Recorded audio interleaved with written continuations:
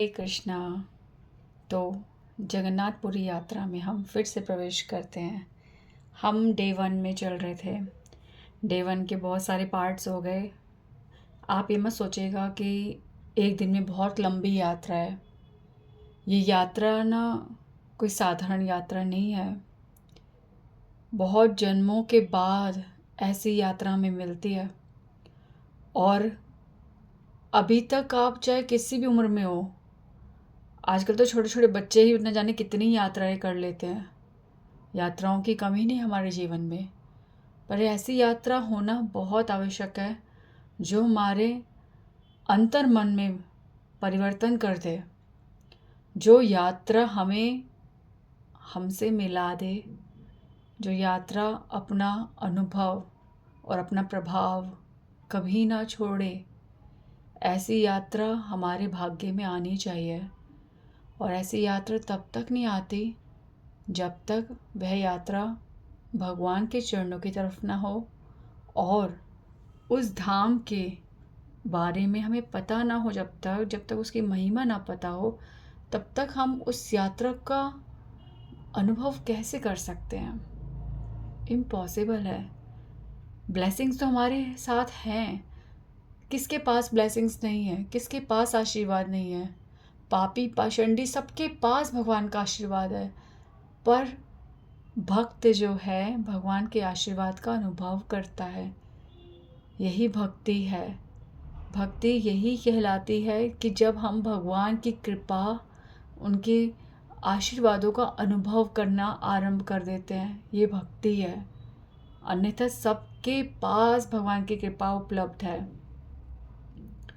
तो जगन्नाथ यात्रा के ये जो पार्ट्स इतने सारे बने हैं, ये उन सब स्थानों में जहाँ आप जाने वाले हो, उन स्थानों की महिमा है। तो आप ये सब पहले ही सुन रहे हो, आपका हृदय ईगर हो गया है, एक्साइटेड हो गए इन सबको विज़िट करने के लिए। ठीक है। आप ये मत सोचना कि आप वहाँ पहुँच के सुन पाओगे, कर पाओगे। ऐसा नहीं हो पाता। जब हम यात्रा में जाते हैं तो हम सिर्फ अनुभव की दुनिया में होते हैं। तब हरि नाम हरि कीर्तन हमारा साथ देता है। हम ये सब नहीं कर पाते हैं।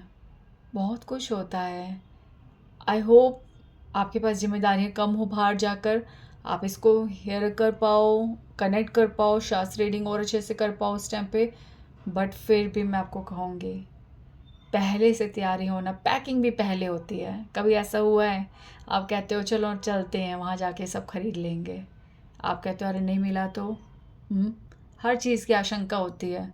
तो इस चीज़ की आशंका क्यों नहीं रख रहे हो कि कहीं ऐसा ना हो यात्रा पूरी भी हो जाए और कुछ भी ना मिले? ये भी तो डर होना चाहिए ना। तो इसलिए प्लीज़ ये पैकिंग पहले करो, पहले ही सुनो, पहले ही हृदय को तैयार करो। भगवान के दर्शन करने से पहले दर्शन करने की इच्छा हो, उसको पूरी तरह से तीव्र इच्छा बनने दो। ठीक है। तो ये सब सुनना बहुत ज़रूरी है। अब आज जो है वो पहले दिन का अंतिम हिस्सा है। ठीक है। और हमारा पूरी यात्रा का परम लक्ष्य यही हिस्सा है, जो है भगवान के दर्शन, मंदिर में प्रवेश। ठीक है। तो अब हम भगवान के दर्शन करने जा रहे हैं। हम मंदिर बहुत बड़ा है। ठीक है। जो मुख्य रूप से हमें दर्शन करने वो जगन्नाथ बलदेव सुभद्रा जी के हैं, पर मंदिर के बाहर बहुत सारे देवी देवता हैं और स्वयं भगवान भी बहुत रूपों में हैं। करने चाहिए, सबके दर्शन करने चाहिए। पर पता है ये समय है ना, ये कब हाथ से फिसल जाता है। जैसे पानी हाथ में नहीं रुकता ना, हवा हाथ में नहीं रुकती, ये समय बिल्कुल नहीं रुकता। खासतौर पर जब भगवान की यात्रा होती है तो बिल्कुल भी साथ नहीं देता। बहुत तेज़ी से भागता है, हरा देता है बिल्कुल। तो क्या क्या कर सकते हो? मैं जानती हूँ आप अगर पहली बार जा रहे हो तो आप चाहोगे सब दर्शन करें। आप सोचते होगे अगर आप किसी पंडित जी से मिल गए, फिर आपको वो बहुत सारी पूजा पाठ करवाएंगे और आपको प्रलोभन दे सकते हैं, ये तो हो मिलेगा, ये सुख मिलेगा। पर बिलीव में भगवान की भक्ति में सारी बरकत है, सब सुख है, सब सुख है। ये विश्वास करके आप दर्शन के लिए बढ़िए और कहीं मत रुकिए और सब जगह हाथ जोड़ते हुए प्रणाम कीजिएगा। मंदिर बहुत है। जब आप पूरी तरह से, आपको ऐसा लगे ना कि मन टिक नहीं रहा, आप सब कुछ कर चुके होगे जो मैं बताया है, जो मैं बताने वाली हूँ, उसके बाद आपको लगे तो आप कर लेना दर्शन, ठीक है। बट प्लीज़, बहुत हो गया, बहुत हो गया। हम तो 4 धाम की यात्रा होके आए हैं, हमने तो वहाँ स्नान किया, हमने वहाँ ये पूजा करी, हमने वहाँ पे ये दान दिया, हमने वहाँ पे ये व्रत का पालन किया। नहीं, ये सब अगर भक्ति उत्पन्न कर पाता ना तो आज भगवान से हमारा बहुत सुंदर संबंध होता। पर हम किसी धाम की यात्रा के बाद आकर सिर्फ अपनी उंगलियों पे पैसे ही गिनते हैं कि क्या बरकतें हो रही, बरकतों को पैसों के रूप में गिनते हैं। ये नहीं है, ये हमारे जीवन की यात्रा नहीं है, ये हमारी आध्यात्मिक यात्रा नहीं है। किसी भी आध्यात्मिक यात्रा का सबसे पहला फल यही होता है कि हम वापस इस स्थान पर कब आएंगे। बस अगर ऐसा हो रहा है ना तो समझना आपकी यात्रा सफल है। तो आप मंदिर के अंदर प्रवेश कर रहे हैं। अब आप मंदिर के अंदर जब प्रवेश कर रहे हैं, अब बहुत सिस्टम हो गया है, लाइंस में लग कर आना है, बट डोंट वरी, परेशान मत हो, सब सिस्टमेटिक सब हो जाएगा, ठीक है। और कोई भी जुगाड़ करने की कोशिश मत करना, ठीक है। मैं आपको धीरे धीरे बताऊंगी कैसे कहाँ पे जुगाड़ करना। बट अगर आप सिंह द्वार से आ रहे हो, सिंह द्वार यानी कि मेन पूर्व द्वार भगवान का, ठीक है, जो मेन है, जहाँ से टेम्पल का फेस दिखता है, ठीक है। अगर आप वहाँ से आ रहे हो तो आप कुछ भी करके कोई जुगाड़ नहीं कर सकते, आपको डायरेक्ट लाइन से ही आना पड़ेगा। डोंट वरी, आ जाओगे। पर बाकी दिनों में आगे आप कहीं किसी भी द्वार से एंट्री कर लो, पर फर्स्ट टाइम अगर आप जा रहे हो, और चाहे आप कितनी बार भी विजिट कर चुके हो, पर एक बार तो सीधे द्वार से ही जाना है, क्योंकि वो दर्शन है हमारा हमारे आचार्यों के द्वारा देखना, ठीक है। तो हम जब एंट्री करेंगे, ठीक है, सारी लाइन क्रॉस हो गया, अब हम खुले प्रांगण में आ गए हैं। सबसे पहले हमें ध्वजा दिखेगा, हमारे को चक्र दिखेगा, हमें उसे प्रणाम करना है, क्योंकि ध्वजा और चक्र भगवान का ही प्रतीक है। प्रणाम करना है, आशीर्वाद मांगना है। उसके बाद हमें अरुण अरुण स्तंभ मिलेगा, ठीक है। अरुण स्तंभ, ये जो अरुण स्तंभ, ठीक है, अरुण यानी कि सूर्य देवता जी। तो ये अरुण स्तंभ जो है ये पहले कोणार्क में था। तो जो वहाँ के राजा थे उन्होंने अरुण स्तंभ को यहाँ पे स्थापित किया है, ठीक है। तो ये अरुण स्तंभ है जो निरंतर भगवान के दर्शन करते हैं। कितनी सुंदर बात है ना। आपको पता है जब सूरज उगता है तो सूरज भी इसी दिशा से उगता है, जैसे वो स्वयं जगन्नाथ जी को ही देख रहा हो, बिल्कुल सामने आता है। पूर्व दिशा है ना, तो वहाँ बिल्कुल सामने ही सूर्योदय होता है और भगवान की तरफ पहली किरणें पड़ती हैं। आप देखोगे ना, आप हैरान हो जाओगे कि सूर्योदय की पहली किरण किस प्रकार से मंदिर के अंदर प्रवेश करती है, मंदिर पर किस प्रकार से पड़ती है। बहुत सुंदर लगता है। और मनुष्य ने देवताओं को भगवान प्राप्त कराए हैं, ये इसका प्रतीक है कि एक राजा ने अरुण देव यानी देवता को भगवान के निरंतर दर्शनों का सौभाग्य प्रदान किया, ठीक है। तो हमें कहाँ सूर्य देवता जी के मतलब विग्रह देखने को इतने मिलते हैं, तो हमारे को कितना सुंदर है कि अरुण देव जी भक्त के रूप में निरंतर भगवान के दर्शन कर रहे हैं। तो अरुण देव जी को आप आलिंगन कीजिए, गले लगाइए, उनसे प्रार्थना कीजिए, उन्हें प्रणाम कीजिए कि मैं भी सदैव भगवान की ओर दृष्टि रखूं, मेरा हृदय केवल भगवान के चरणों की तरफ ही रहे। तो ऐसे अरुण जी से हमें प्रार्थना करनी है, ठीक है। अब हम जब जाएंगे आगे तो वहाँ पे एंट्री ही इसी तरह से है कि आप वहाँ पे पाँव धोने की जगह है, आप वहाँ पाँव धोगे, ठीक है। तो मैं आपको ये कहूँगी, चाहे आप गुरुद्वारे में जाओ, चाहे आप किसी मंदिर में, इस तरह से जहाँ जगह होती है, आप उस पैर धोने की जगह पे प्रवेश करने से पहले पहले वो जल लीजिए, खुद पे छींटा मारिए और थोड़ा सा छींटा मुंह खोलिए, उस अपने मुंह में आने दीजिए। ये जल जो है, ये भक्तों का जल है, इस कभी भी घृणा मत करना, कभी भी घृणा मत करना। अब देखो विस्तृत होता जाएगा, ठीक है। और ये शायद व्याख्या आगे भी दोबारा आए, क्योंकि हम चैतन्य महाप्रभु की शरण में हैं। तो ये इस बात को अच्छे से प्रमाण देने के लिए कोई ना कोई कथाएं तो देखो आती रहेंगी, ठीक है। तो यात्रा में हम कितने लोगों से मिलते हैं, तो हमारी जब आध्यात्मिक यात्रा है तो हम न जाने कितने ही भक्तों के वर्णनों से हमारा परिचय होगा, तो होने देते हैं, ठीक है। तो चैतन्य महाप्रभु के एक भक्त थे, ठीक है, वो बंगाल से थे। और चैतन्य महाप्रभु तो अंतर्यामी हैं, है ना। तो उनको ना हमेशा, ठीक है, उन भक्त को हम 3 चीज़ों पे बहुत विश्वास था। भक्तों के पादों तक, ठीक है, पैरों का जल जो धोते हैं, जो जल पैरों भक्तों के चरणों को धोता है वो जल, ठीक है।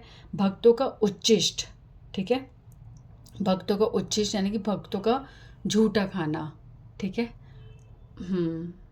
पादों तक चरणों का जल, पैरों का और हाँ रज, चरणों की रज तीसरी।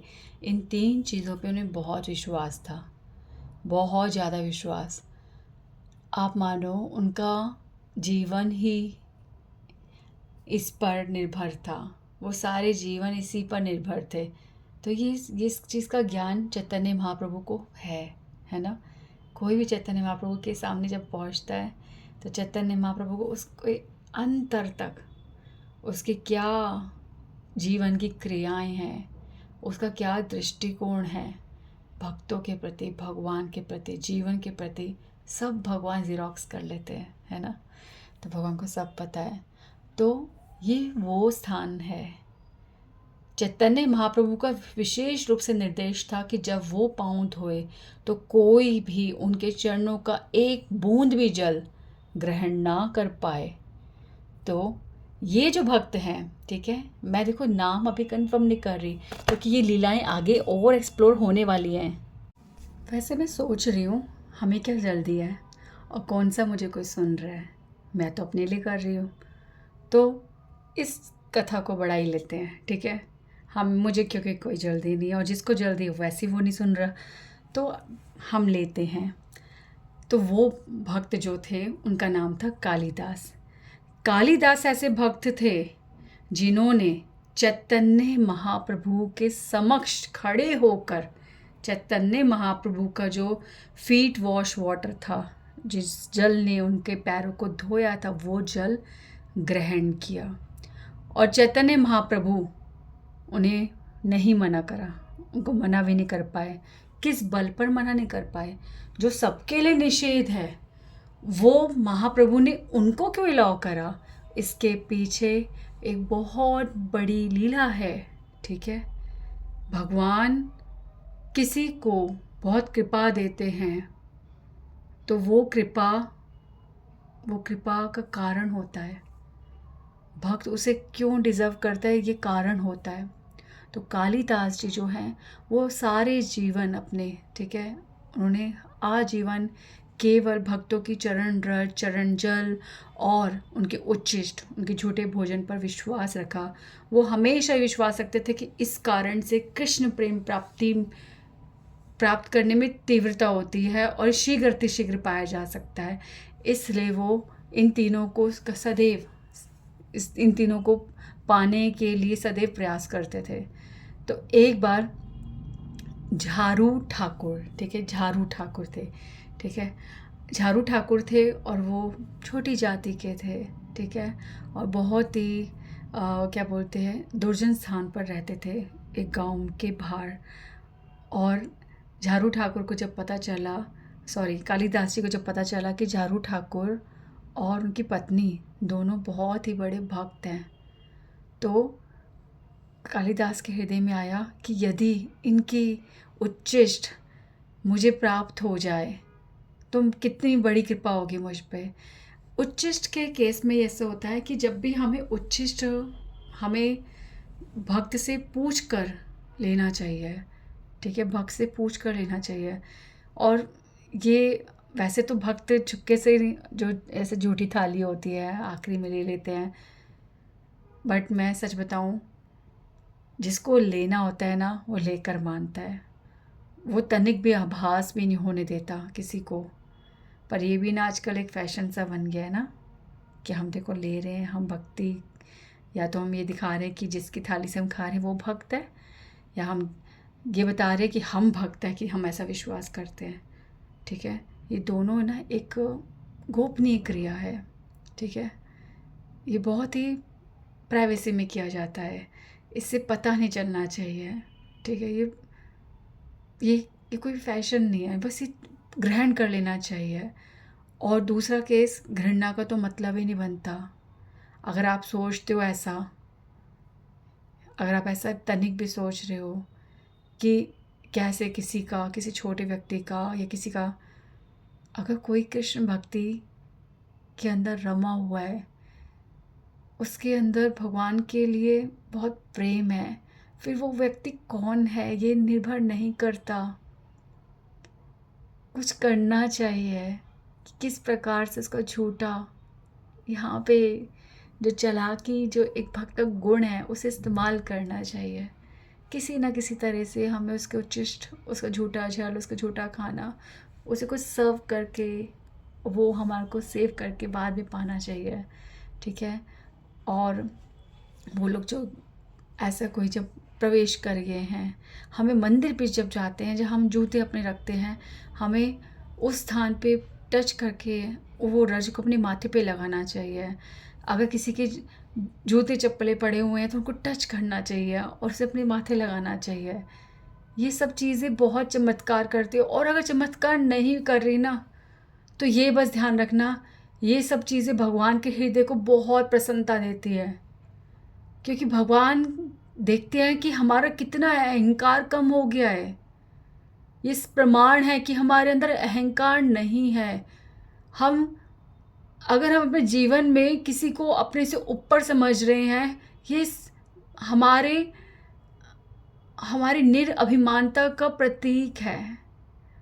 ये हमारे अभिमान शून्यता की तरफ बढ़ने का प्रतीक है। तो ये भगवान को बहुत प्रसन्न करता है, क्योंकि एक अभिमान ही तो है, अहंकार ही तो है, जिसकी वजह से हम भगवान को नहीं समझ पा रहे, भक्ति नहीं कर पा रहे। तो भगवान को पता है कि कालिदास के हृदय में यह अभिमान शून्यता है, इसलिए वो भक्तों की इन 3 पावन चीज़ों पे बहुत विश्वास करते हैं। तो कालिदास जी को जब पता चला कि झारू ठाकुर उनकी वाइफ जो है बहुत बड़े भक्त हैं, तो कालिदास जी आम ले जाने के बहाने उनके घर गए और उनको प्रणाम करा, उनसे बातें करी, और उन्होंने कहा कि मैं आपके चरणों में प्रार्थना करता हूँ कि आप अपना थोड़ा सा उच्छिष्ट मुझे दे, ताकि मैं भगवान की भक्ति, भगवान की कृपा प्राप्त कर सकूं।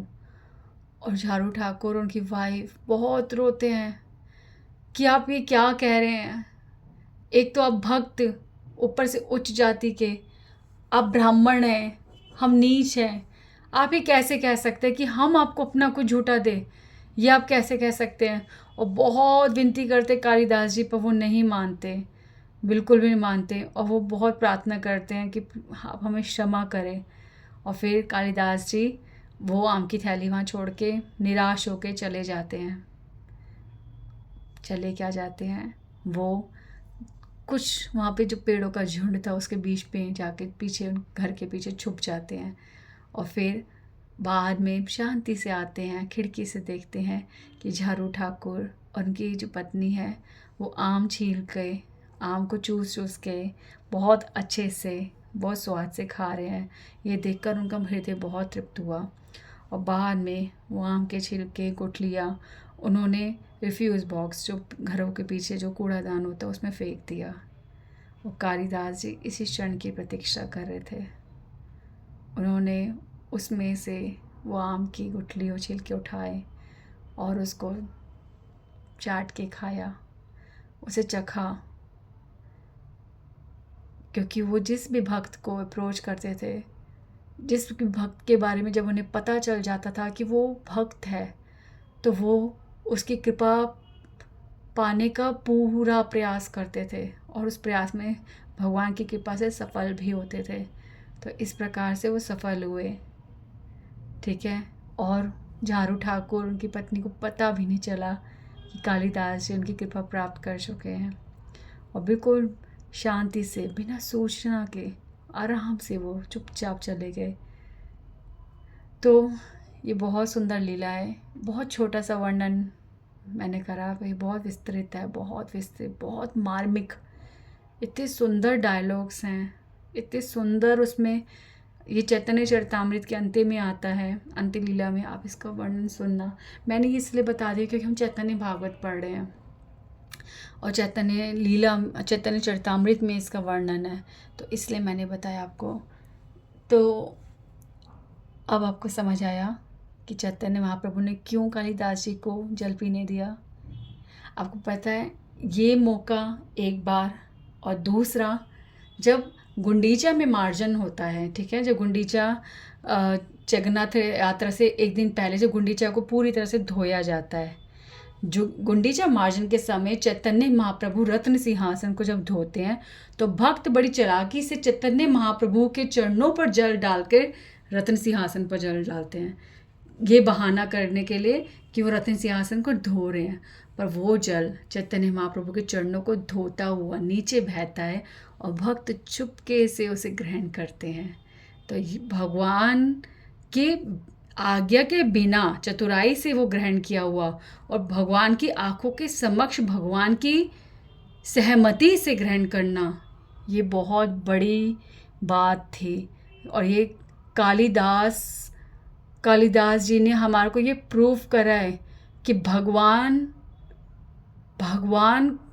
हमारी प्रत्येक क्रिया के साक्षी हैं, वो निरंतर जानते हैं, और हमें बहुत ही सच्चाई के साथ जिस भी चीज़ पर हम विश्वास करते हैं, वो अगर प्योरली हम भगवान की कृपा प्राप्त करने के लिए करें, तो भगवान उस चीज़ के साक्षी हैं, और समय आने पर भगवान खुद बताएंगे कि मैं उसका साक्षी था। तो कालिदास जी वहाँ जल ग्रहण करते हैं। तो मैं आपको ये बता रही हूँ, इस लीला को सुनने के बाद आप समझ जाएंगे।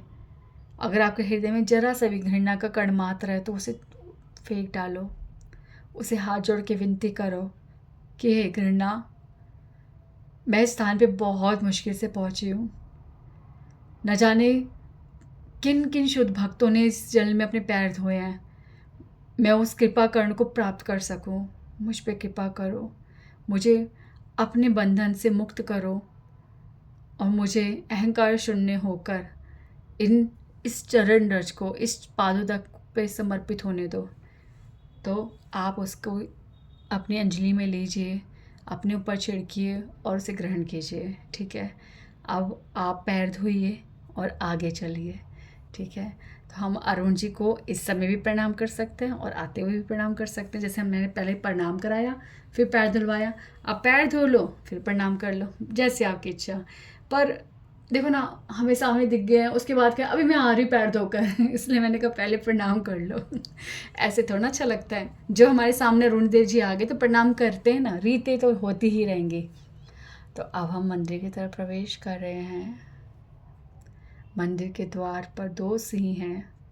पहले 2 सिंह कोई और थे, ठीक है, पर अभी कुछ साल पहले जब वो समुद्र का इतना उछाल आया था, इतनी तेज़ हवाएं चली थी, तो उस 2 सिंह जो थे वो खंडित हो गए थे। अब ये 2 सिंह जो हैं वो नए स्थापित हुए हैं।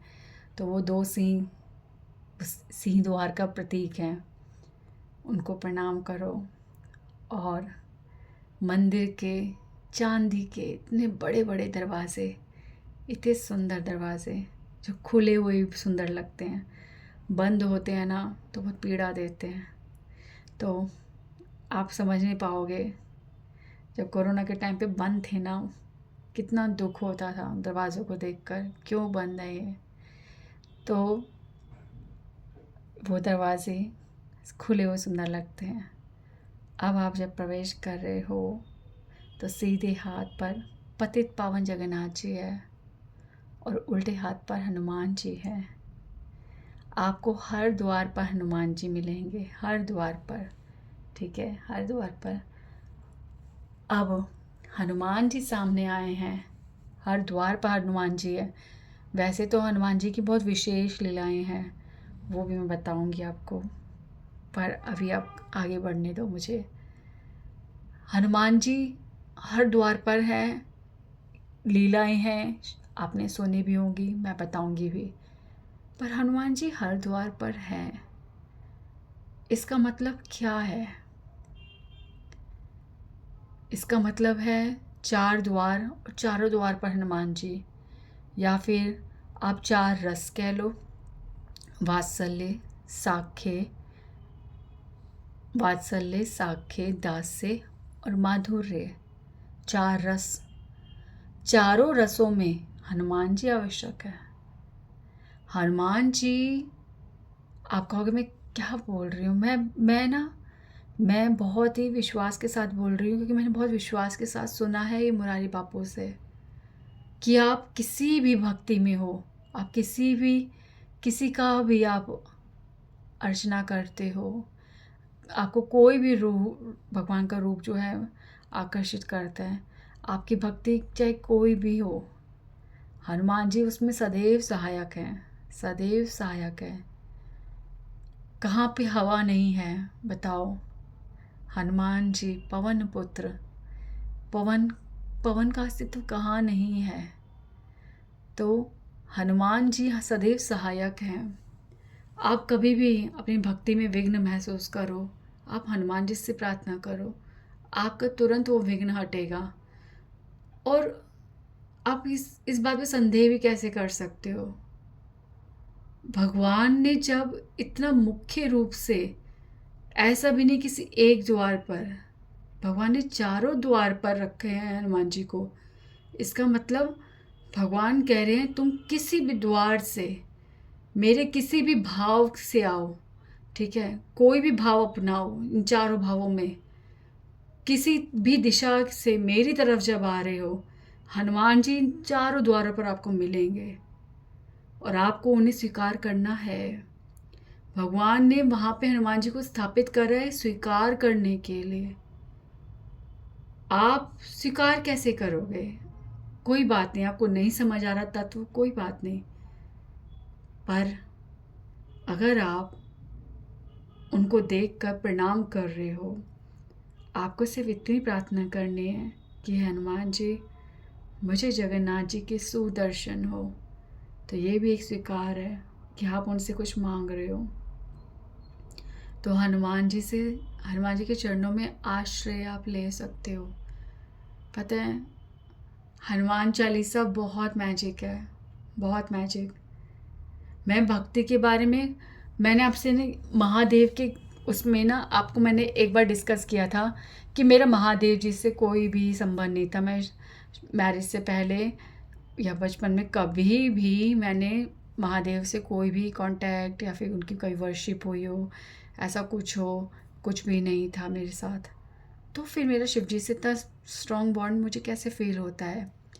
उसका कारण है हनुमान जी, क्योंकि मैं हनुमान जी की बहुत भक्ति करते थे। मुझे हनुमान जी पे बहुत विश्वास था। और ख़ास तौर पर ना, पता नहीं, मेरे अंदर एक बहुत अजीब चीज़ थी। मुझे टीचर जो बोलती थी ना ये सबसे मुश्किल चैप्टर है, मैं वही चैप्टर करती थी। टीचर जो कहती थी ये क्वेश्चन मत करना, तुम्हारे कोर्स में नहीं आएगा, मैं वही क्वेश्चन करती थी। टीचर कहते थे ये मुझसे नहीं होगा, टीचर अपने लिए कहते थे, मैं वो क्वेश्चन करके दिखाती, मैम क्यों नहीं होगा। मुझे जो चीज़ के लिए मना किया जाता था ना, मुझे वो चीज़ करने में ज़्यादा अच्छा लगता था कि ऐसा है क्या जिसे त्याग दिया गया है। तो जो बचपन में सुना था ना कि हनुमान जी की भक्ति लड़कियों को नहीं करनी चाहिए, एक तो बहुत अजीब बात थी।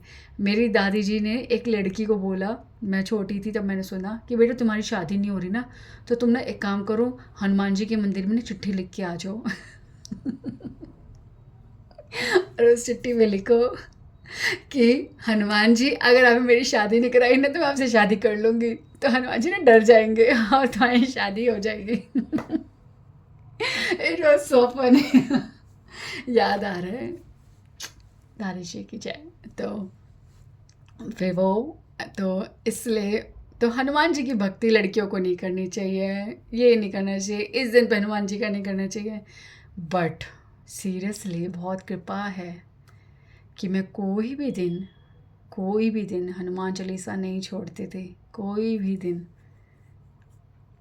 आई एम सॉरी, पर सत्य में बताऊँगी कि मैं मैरिज से पहले नॉनवेज खाती थी, ठीक है। तो मैं जिस दिन मुझे पता होता था तो मैं हनुमान जी को बोलती थी आज मैंने खाना है, मैं हनुमान चालीसा पढ़ के जाती थी। और अगर मैंने खा लिया तो मैं कहती थी हनुमान जी मैं मुँह से नहीं गा रही पर मैं मन में गा रही हूँ। हाँ, मैं ना मंदिर के सामने खड़ी हूँ पर मैं आपको टच नहीं करूँगी, मंदिर को टच नहीं करूँगी, ठीक है। मैं घंटी नहीं बजाऊँगी बट मैं कर रही हूँ। तो मेरे अंदर ये था कि ये सब ऑब्लिगेशंस, ये ऑब्स्टेकल्स, ये कुछ भी मैटर नहीं करते, ये कुछ भी मैटर नहीं करते। तो ये सब सुन के आपको पता नहीं क्या लगेगा, बट मैं आपको ये चीज़ बोलूँगी कि हमारी जीवन यात्रा में हम किसी न किसी प्रकार से भगवान से जुड़ रहे होते हैं, और समझ देवी देवता हमारी किस प्रकार से मदद कर रहे होते हैं हमें इसका अंदाज़ा भी नहीं है। तो यदि कोई भक्ति कर रहा है, किस तरह से कर रहा है, हमें उसे छेड़छाड़ नहीं करनी चाहिए। हमारा मार्ग बनाने वाले भगवान हैं, और भक्त की बात भी समझ आएगी, भक्त उसके मार्ग में आएगा, ये भी भगवान कर रहे हैं, ठीक है। भगवान की इच्छा के बिना कुछ भी नहीं हो रहा। तो आपको कोई अधिकार नहीं है कि आप किसी को कुछ कहो, किसी के विश्वास को हिलाने की कोशिश करो। होने तो सारे देवी देवता भगवान के भक्त हैं, तो ले दे के वो वहीं उनको समर्पित करेंगे। आप चिंता मत करो, कोई नहीं भटक रहा। तो हनुमान जी एक बार मेरी फैमिली में बहुत बड़ी समस्या आ गई थी, और ऐसा लग रहा था कि सब कुछ बहुत तहस नहस हो जाएगा, बहुत अजीब सा था सिचुएशन। तो मैंने इस बात पे मुझे बहुत विश्वास था कि 7 बार पाठ कर सो जोई, छोटी बंदी माँ सुख होई। यानी कि अगर हम 7 बार हनुमान चालीसा पढ़े तो बंधन वाला जो भी कलेश वो ख़त्म हो जाता है। एंड इट एग्जैक्टली हैपेंड, हुआ ऐसा। वो समस्या बहुत ही ट्रिमेंडस थी, न जाने कैसे सुलझ गई। ऐसा लग रहा था जीवन का भी एक नया जन्म हुआ है, बहुत सुंदर हुआ था। तो मेरे को बहुत विश्वास है। बट अब आप मेरे मुँह से एक और बात सुनिए कि हनुमान जी जिनके द्वार पर बैठे हैं, हनुमान जी ने मुझे वहाँ कनेक्ट किया। हनुमान जी शिव जी का अंश है, इसलिए मैं शिव जी से कनेक्ट हुई, ठीक है। तो मैंने हनुमान जी से ना स्वार्थ नहीं मांगा, मैंने हनुमान जी से भक्ति मांगी। हाँ, ये जो मैं समस्या कह रही हूँ, ये समस्या मेरे विश्वास को बल दिया उसने, ठीक है, इसलिए वो समस्या मेरे सामने आई, ना कि मैंने भगवान को चेक करा, ठीक है। तो वो समस्याएं हमारे विश्वास को बल देती हैं, हमें और ऊपर भक्ति में बढ़ाती हैं, ठीक है। और समस्याएं सॉल्व ना हो तो समझ लेना वो प्रोसेस में है, या तब और विश्वास करना कि समस्या सॉल्व नहीं हुई और फिर भी आप भगवान के चरण में छोड़ रहे, तो इसका मतलब आपका विश्वास बिल्कुल सही दिशा में है, ठीक है। तो वो हनुमान जी हैं जिन्होंने पवन के वेग से मुझे राधा रानी कान्हों के चरणों में समर्पित कर दिया, जहाँ एक उन्होंने, वो पवन है, और मैं एक तिनका हूँ, न जाने उड़ उड़ के कहाँ कहाँ भटक रही थी।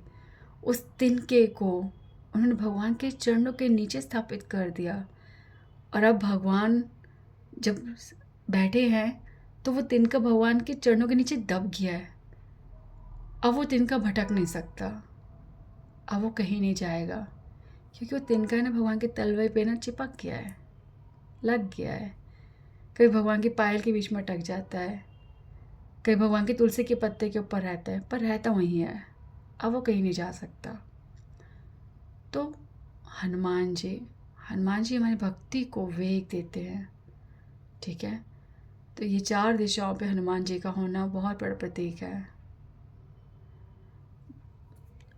आगे हम बढ़ लेंगे बाद में, फिर बहुत बड़ी हो जाएगी कथा। तो इस आज के लिए इतना ठीक है। हनुमान जी हमारे को कृपा करें कि हम जल्दी मंदिर के अंदर प्रवेश कर जाए। श्री राधे। हरे कृष्णा कृष्णा कृष्णा हरे हरे, हरे राम राम राम हरे हरे।